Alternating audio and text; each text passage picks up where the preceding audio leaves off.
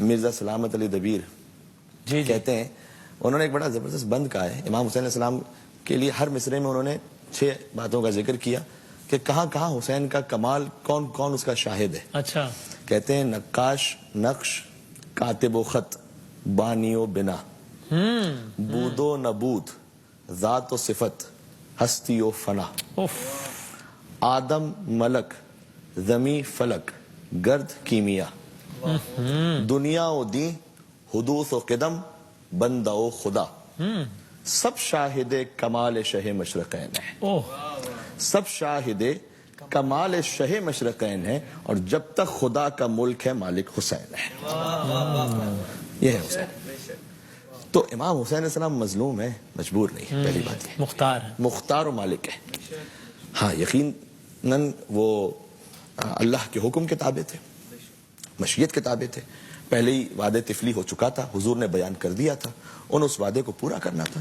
اور شام غریبہ، کل جو شب عاشور کی رات تھی وہ شہیدوں کی رات تھی، آج کی رات غریبوں کی رات ہے. کل بہن کے پاس بھائی موجود تھا، بیٹی کے پاس بابا موجود تھا، آج کی رات یتیموں کی رات ہے. آپ تصور فرمائیے گا اگر ایک جنازہ کسی گھر میں ہو جاتا ہے اور غسل و کفن اور تدفین کے مراحل سے گزر کر جب ورثاء پہنچتے ہیں واپس، تو کم سے کم 25-30 ورثاء ہوتے ہیں، 50-60 مل کر ایک جنازہ دفناتے ہیں، اور آ کے شام میں رات میں خستہ ہو چکے ہوتے ہیں. اس حسین نے ایک دن میں 72 اٹھائے لاشیں، اور 2 لاشیں ایسے تھے کہ جو اٹھائے نہیں جا سکے. ایک فرات کے قریب عباس کا لاشا، کیونکہ مولا سے کہہ دیا کہ مولا میں سکینہ سے پانی کا کہہ کر آیا تھا، اب میرا لاشا یہیں چھوڑ دیجیے گا، اب خیمے میں بغیر پانی کے جانا نہیں چاہتا. اور دوسرا خود حسین کا لاشا. عباس کا لاشا اس لیے کہ وصیت کر دی، حسین کا لاشا اس لیے کہ کوئی لانے والا ہی نہیں بچا تھا، تو پھر کون لے کر آتا حسین کا لاشا. لہٰذا حسین شہیدوں کے لاشیں خیموں میں لے آئے، حسین کے لاشے کے لیے سکینہ خود گئی مقتل میں، اور وہ ہے شام غریبہ. زینب سلام اللہ علیہ بھی گئی، انت اخل حسین، کیا تو ہی حسین ہے. اور سکینہ نے جا کے جو فریاد کی کہ من الذی قطع وریدک، خدا کسی بیٹی پر یہ وقت نہ دکھائے کہ اسے باپ کو یہ کہنا پڑے کہ بابا آپ کی شہرک کو کس نے کاٹا ہے. خدا کسی بیٹی کو یہ وقت نہ دکھائے کہ اسے باپ کو یہ کہنا پڑے کہ بابا آپ کے ہاتھوں کو، آپ کے پیروں کو، گویا آپ کے لاشے کو کس نے پامال کر کے ٹکڑے ٹکڑے کر دیے. یہ سب شام غریبہ کی وہ ایک ایک منزل ہے کہ یعنی ایک ایک منزل سے کلیجہ پھٹ جاتا ہے. اور میں اس میں صرف یہ کہنا چاہتا ہوں کہ جب وہ سکینہ امام حسین سے کلام کر رہی تھی تو معجزاتی طور پر حسین کے سر نے نو کے نیزہ پر کلام کیا تھا نا، تو یہاں پر بھی معجزے سے کلام کیا تھا اپنی بیٹی سے تسلی دینے کے لیے. اور کیا کلام تھا وہ؟ کلام بڑا دردناک ہے. کہا تھا بیٹی جب کوفہ اور شام جانا نا اور میرا کوئی محب مل جائے تو اس سے کہنا کہ جب بھی کبھی ٹھنڈا پانی مل جائے تو پانی پیتے ہوئے یاد کرنا کہ میں پیاسا مارا گیا تھا، حسین پیاسے مارے گئے. اور اس کے بعد ایک شہادت کو یاد کیا، فرمایا لیتکم فی یوم عاشورا جمیعا تنظرونی کیف استسقی لطفل فابوا ان یرحمونی.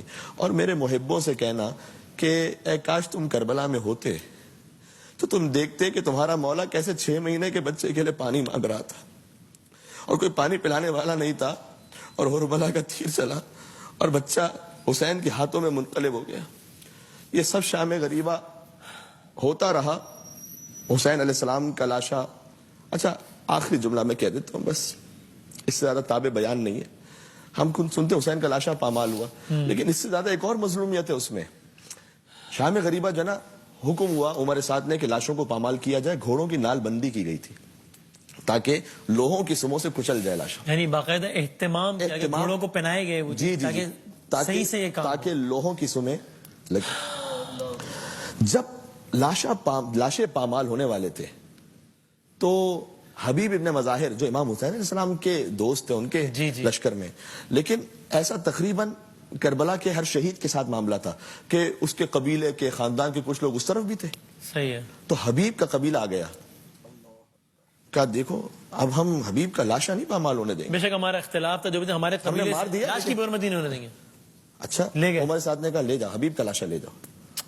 ہر وہ تو تھے ہی یزید کے لشکر میں, پھر بعد میں امام حسین علیہ السلام کے لشکر تو ان کے طرفدار بھی آ گئے, ہر کے طرفدار بھی آ گئے. ہم ہر کا لاشا نہیں پامال ہونے دیں گے, لے جاؤ. پامال نہیں ہوا. ایک ایک شہید کا وارث آتا گیا اور اپنے اپنے شہیدوں کے لاشوں کو لے جاتا گیا. ایک بہن در خیمہ سے دیکھ رہی تھی کہ کوئی میرے بھائی کا بھی تو وارث آئے گا نا, کوئی تو آئے گا جو آگے کہے گا کہ یہ ایک سید کا لاشا ہے, یہ ایک مظلوم کا لاشا ہے, یہ رسول کے نواسے کا لاشا ہے, یہ جگر گوشہ بطول کا لاشا. کوئی تو ہوگا 30,000 کے لشکر میں جو یہ کہے گا کہ تم نے حسین کو 3 دن کا بھوکا پیاسا مار دیا, لیکن اب میں یہ نہیں برداشت کر سکتا کہ تم گھوڑوں کی ٹاپوں کو حسین کے سینے سے کچل کر پامال کر دو لاشا. میں یہ نہیں کر سکتا. ایک لاشا رہ گیا جس کا اٹھانے والا کوئی نہیں تھا, یہ غربت حسین ابن علی. اور دائیں طرف کے گھوڑے بائیں طرف دوڑ گئے, بائیں طرف کے گھوڑے دائیں طرف. شبیر تھا پامالی کی ضد پر. تو گھوڑوں کی ٹاپوں تلے حسین کا لاشا پامال ہوتا رہا.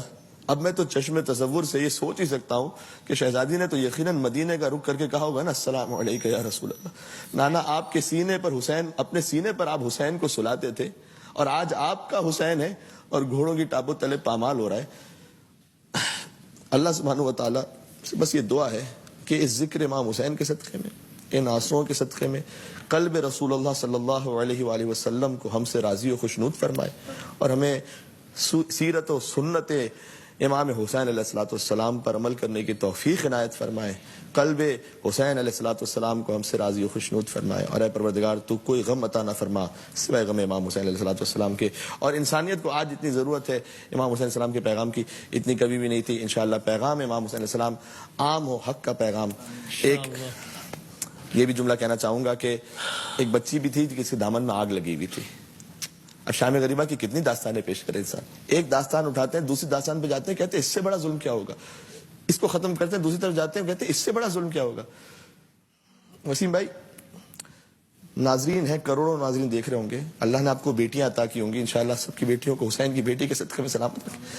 4 سال کی بچی اگر کہیں سڑک پہ مجھے باہر نظر آ جائے نا, کسی کی بھی ہو, اور وہ رو رہی ہو اکیلی, تو میں جا کے اسے پوچھوں گا ضرور, بیٹا کیا ہوا, بیٹا کیا ہو گیا, بیٹا کیا ہو گیا. میں اس کو جا کے تماچا نہیں ماروں گا. اگر اللہ نہ کرے اس بچی کے دامن میں آگ لگی ہو نا, تو میں اپنا سب کچھ چھوڑ دوں گا, چاہے وہ بچی ایسی ہے کہ مجھے نہیں پتا کس کی بچی ہو. تو ایک بچی تھی جس کے دامن میں آگ لگی تھی اور پانی نہیں تھا, پانی نہیں تھا, تو آگ کیسے بجھتی. تو حمید ابن مسلم نے آ کر کہا کہ میں آگ بجھاتا ہوں, ہاتھ پکڑ کر اہتمام کر کے. تو فوراً پیچھے ہٹ گئی بچی, کہا میں آل محمد سے تعلق رکھتی ہوں, کوئی نامحرم میرے جسم کو ہاتھ نہیں لگا سکتا. اللہ نے شریعت کا خیال, شریعت کا خیال ان تمام مصائب میں. تو اس نے کہا نہیں بی بی, میں فقط دامن پکڑ کے آگ بجھا دوں گا. جب اس نے آگ بجھا دی تو بی بی نے ایک بات کہی, کہا کہ تو پہلا شخص ہے جو کچھ تھوڑا رحم دل لگ رہا ہے, اب تک تو جو بھی آیا سکینہ کو تماچے مارنے والا آیا تھا, تو مہربانی کر دے کہ کوفہ کا راستہ مجھے بتا دے. تو نے کہا کوفہ جا کے کیا کرو گی, کہا کوفہ میں میرے دادا علی مرتضیٰ مشکل کشا رہتے ہیں, تو میں ان سے کہوں گی کہ دادا آپ نے جب آپ کوفہ میں تھے تو آپ یتیموں کو پالتے تھے. جب علی کی شہادت ہوئی تھی تو کوفہ کے چھوٹے چھوٹے یتیم بچے آ گئے تھے, کیونکہ طبیب نے کہا تھا کہ مولا علی کو کہ دودھ پلایا جائے, تو وہ کہہ رہے تھے کہ اے مولا حسن آپ ہمارے حصے کا دودھ دے دیں علی کو. جس علی نے کوفہ میں یتیموں کو باپ بن کر پالا تھا, اس علی کی پوتی کربلا کے بیابان میں دربدر تھی. وَسَيَعْلَمُ الَّذِينَ ظَلَمُوا أَيَّ مُنْقَلَبٍ يَنْقَلِبُونَ.